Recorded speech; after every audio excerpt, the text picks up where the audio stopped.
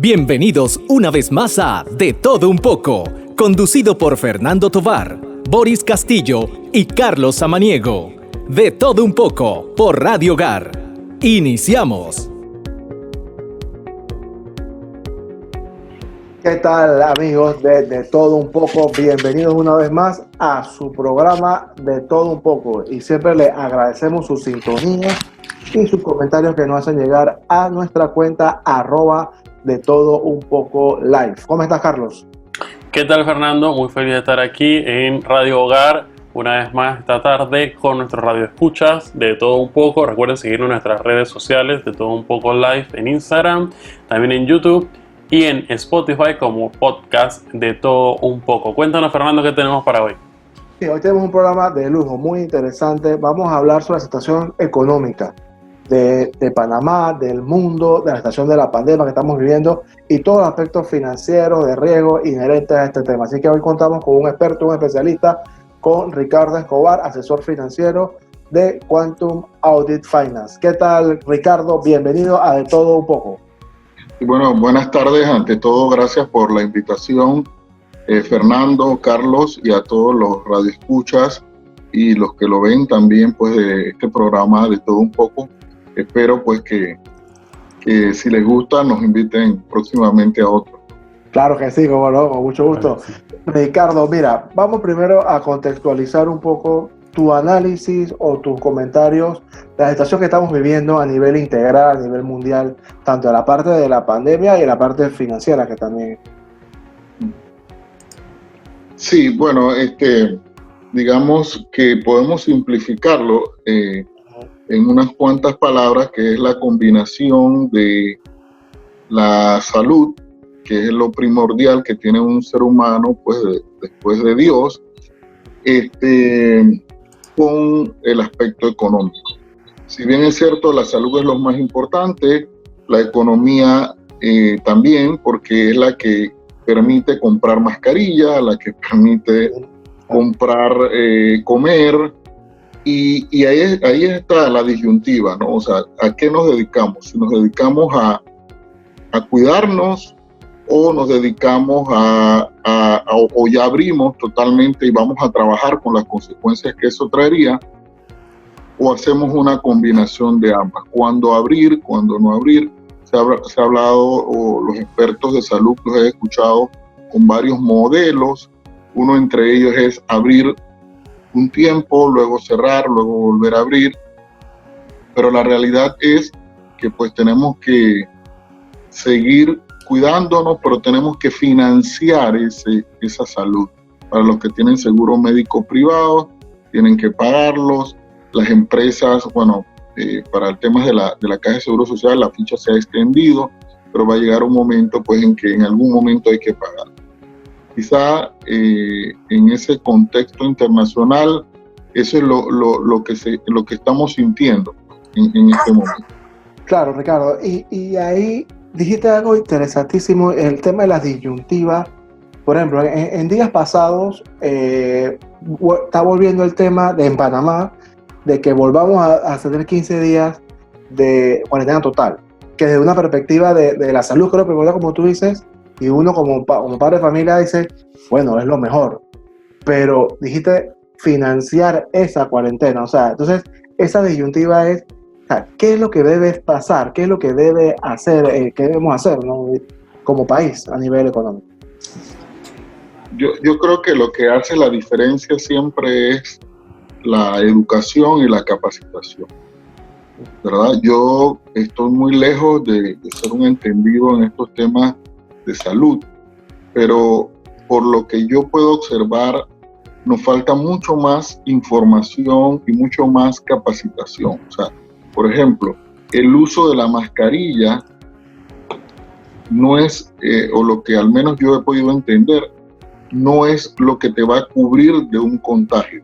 Hay otras, lo que tocas, si el lugar, si no hay la debida ventilación, si está muy concurrido, si está cerrado. O sea, nos falta, la verdad, más conocimiento de cómo uno puede manejarse o cómo pudiera uno volver a trabajar con menor riesgo a contagio. Ese es un punto. El otro punto es que, si bien es cierto, en las tardes estamos viendo información de los contagiados nuevos, de los totales casos de contagio, creo que también yo pienso que esa información se tiene, nada más hay que ampliarla un poco, en la cual nos digan, por ejemplo, si estamos en un corregimiento, bueno, ver cuál ha sido el foco de contagio en ese corregimiento, ¿no? Cómo fue que se dio el contagio o cuál ha sido, digamos, la característica de varias personas como las que se han contagiado en ese lugar. Entonces, al final, Fernando, yo te puedo decir que es capacitación e información lo que creo que tenemos que profundizar. He visto hasta uno mismo, pues uno piensa que la mascarilla es todo, o cómo la toco, cómo no la toco, y a veces pues pienso que carecemos de más entrenamiento para manejarnos en la calle, ¿no? Así es. Tus comentarios, Ricardo, en un tema específico de la situación de los bancos en Panamá. Como clientes, todos dicen, pero que no quiero pagar, que se encienda la moratoria, pero entendemos que como sistema bancario debe seguir robusto y necesita que la gente le pague. Entonces, ¿cuáles son tus apreciaciones a ese respecto? Sí, bueno, los bancos tienen dos características. Uno, que son custodios de nuestros ahorros locales y de muchos habitantes regionales, pues, de Latinoamérica. Panamá es un centro financiero internacional. Esa es una de las funciones. La otra de las funciones importantes es inyectar fondos para el crecimiento del país. De hecho, si uno hace un análisis histórico del comportamiento del Producto Interno Bruto y el crecimiento de la cartera de préstamos, llega a la conclusión de que es la misma variable, o sea, se comporta de la misma manera, tienen una misma correlación. Es decir, que si los bancos no prestan, estaríamos ante una situación de que estaríamos posiblemente no creciendo la economía del país. Los bancos pueden otorgar moratorias como lo han venido haciendo, pero todo tiene un límite, claro, ¿verdad? Ellos normalmente trabajan con un calce financiero entre los cobros que tienen programados versus los vencimientos de los depósitos, por ejemplo, los que tienen vencimiento los depósitos a plazo fijo o en base a un estudio de cómo se le mueven las cuentas corrientes. Por lo cual, extender una moratoria indefinida o en determinado plazo va a determinarlo cuando ellos tienen que devolverle los depósitos a los cuentavientes. Eso es todo. Eso está ligado. La banca pues ha dado un plazo primero de 3 meses, ahora ha aprobado una ley hasta el 31 de diciembre, pero eso va a tener definitivamente que un efecto entonces en la colocación de los créditos, porque la moratoria sería de los créditos ya otorgados, de los créditos que ya están en la calle, ya eso hizo un efecto en la economía, ya eso permeó en más fuentes de trabajo, pero inyectar nuevos fondos para financiar crecimiento es lo que pues va a estar limitado, ¿no? Al menos que el Estado sea el que lleve la batuta en materia de inyección de nuevos fondos, que probablemente no serían suficientes para que la economía pues se dinamice totalmente. Claro, y ahí te interrumpo, Ricardo, porque te iba casualmente a preguntar la función o el papel del Estado en ese sentido, porque el Estado en estos momentos, por medio de programas, por medio de dinero prestado que le está llegando al Estado para que él reactive la economía, pero una cosa es la reactivación comenzando o reiniciando una construcción como tal. Otra cosa de reactivación, dándole préstamos a las empresas o a las personas, pero que al final igual tienen que volver a pagarlos. O sea, no estás regalando. Y también te hago la pregunta de el apetito de los bancos privados, porque si ya tengo una moratoria, tengo gente que no me está pagando, pero aunque me presten la plata a intereses blandos, también tiene que ver un poco de que dar estos créditos nuevos no me garantiza que me van a pagar también de vuelta, ¿no? Entonces, claro. No sé cómo tú lo ves tú. Claro, o sea, como tú bien explicas, ya hay una cartera significativa en la calle que hay que ver cómo va a ser el retorno de esos fondos al banco, más los intereses. Vamos a suponer que se dan plazos, se dan plazos más flexibles, y otra cosa es inyectar nuevos fondos.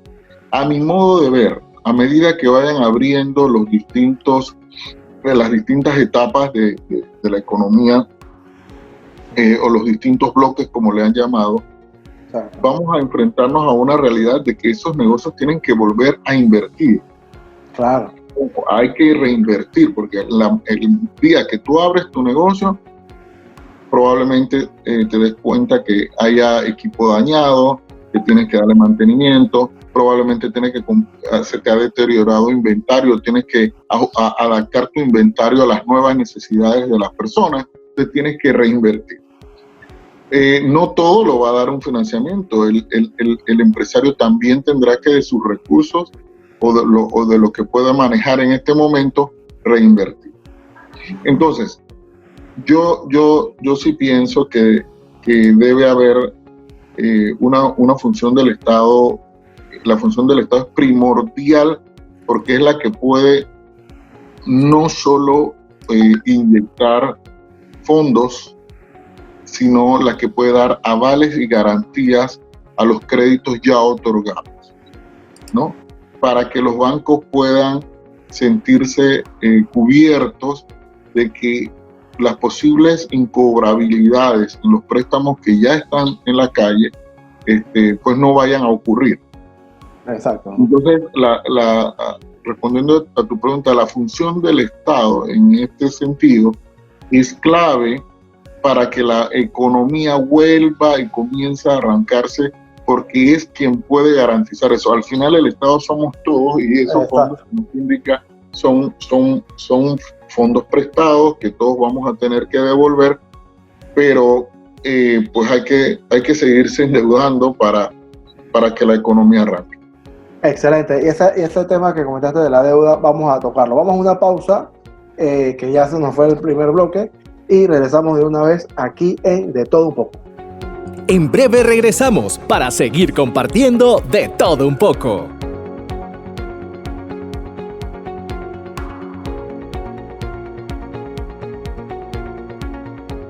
Iglesia servidora, solidaria y segura. Recuerda que los obispos han dispensado a los fieles del precepto dominical. Ellos, preocupados por nuestra salud espiritual, mental y física, nos piden que no arriesguemos nuestra salud ni la de nuestros seres queridos. De ser necesario, quédate en casa y ora en comunión espiritual con nuestro Señor Jesús. Mayor información en www.iglesia.org.pa. Estamos de vuelta con De Todo Un Poco. Recuerda seguirnos en Instagram y YouTube como De Todo Un Poco Live.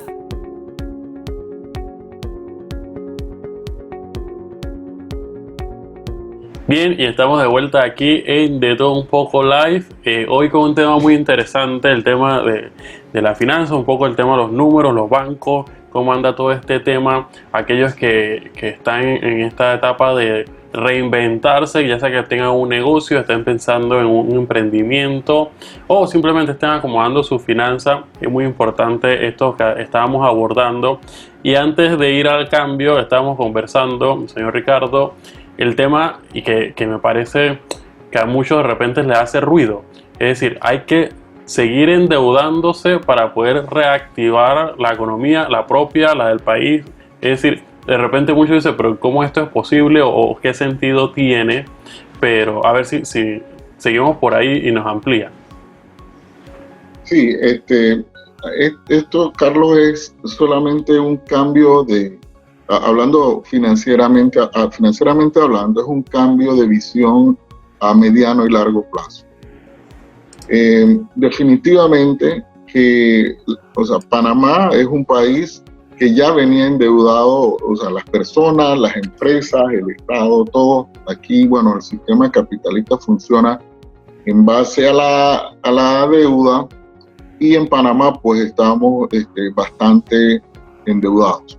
Pero hay que continuar, ya no hay más opción, el Estado tiene que conseguir, el punto es conseguir los fondos, no es deuda o no, sino es conseguir los fondos que puedan, por ejemplo, para el Estado, financiar la salud, y para las empresas volver a obtener capital de trabajo para que las empresas funcionen.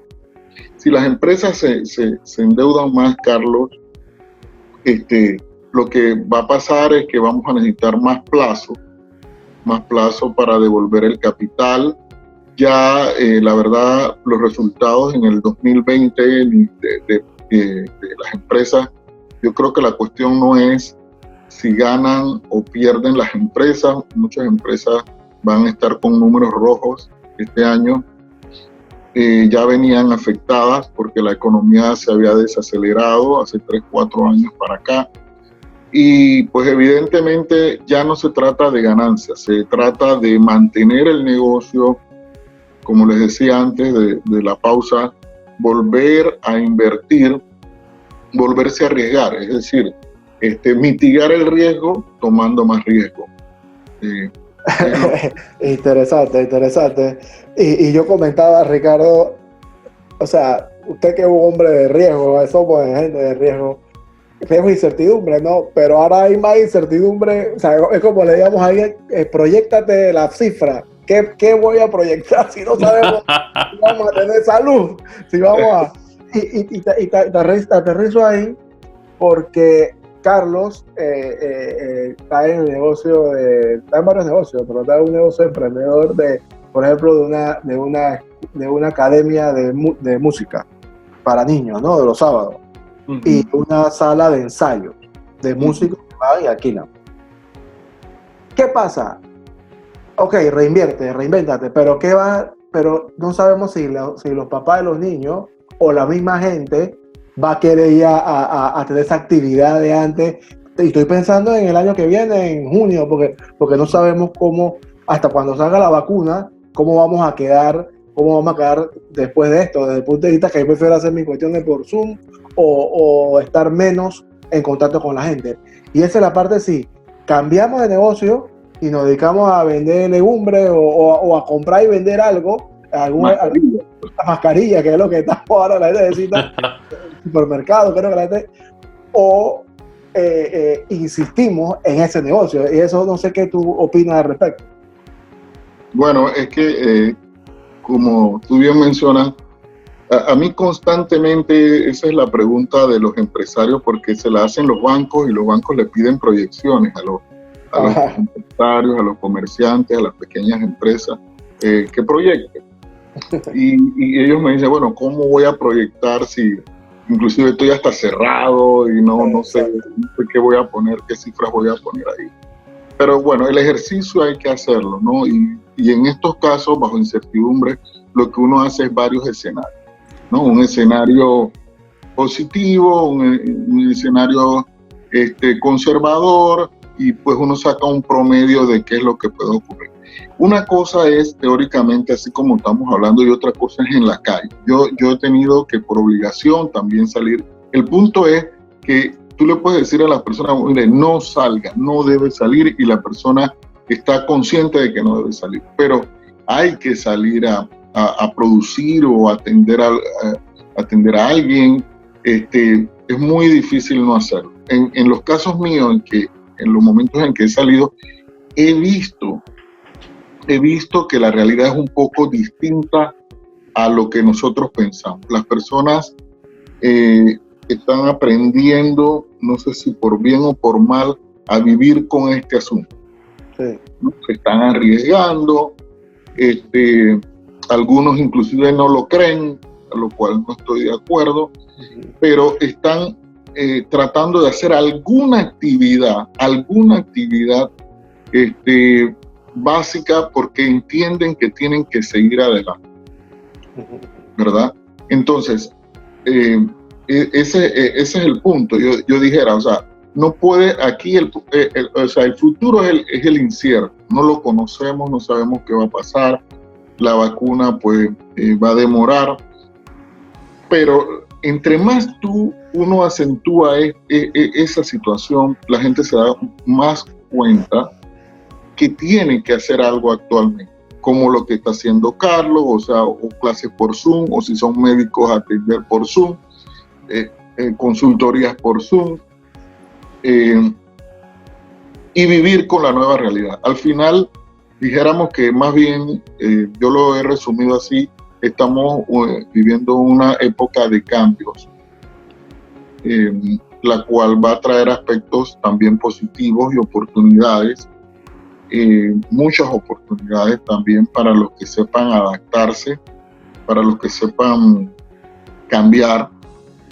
¿Y de qué depende el éxito que tenga uno o el otro? El que se sienta va a ser que el tiempo en que te lamentes por lo pasado. No sé si me explico. Tenías una empresa, la empresa iba bien, bueno, tuviste que cerrar, suspendiste los contratos, ya ahora no hay el mismo mercado, ya las personas no quieren, ejemplo, comprar relojes como tú vendías. Entre más tiempo te lleve a ti adaptarte a esta nueva realidad y lamentarte de que ya no tienes ese negocio, te va a impactar más.